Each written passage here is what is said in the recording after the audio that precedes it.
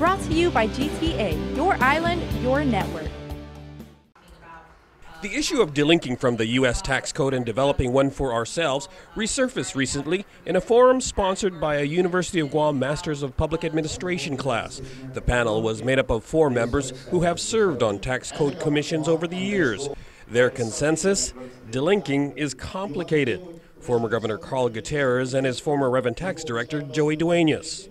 Delinking is a very difficult thing to get anybody to agree. Businessmen are not going to do 2 filings, believe me. They love the single filing right now, and that was our biggest challenge, getting past them. One of the hardest parts, I think, with regards to delinking is the fact that you have so many competing interests.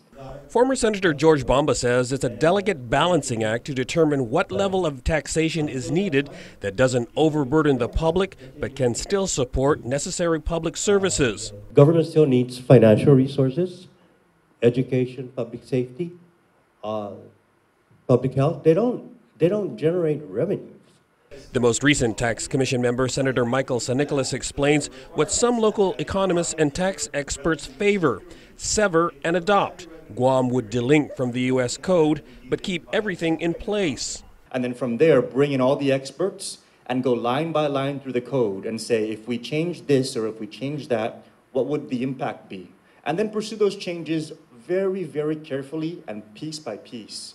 And if Guam does delink, the law requires we have a 5-year revenue neutral period to further ensure a smooth transition.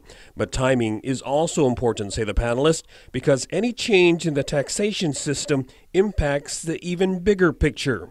If we do too much too soon in our tax code and it goes wrong, it's going to undermine a lot of confidence of the public with respect to any kind of self-determination efforts going forward. And that raises the question: self-determination first, or a new taxation system? For Guam's News Network, I'm Nestor Lecanto. Brought to you by GTA, your island, your network.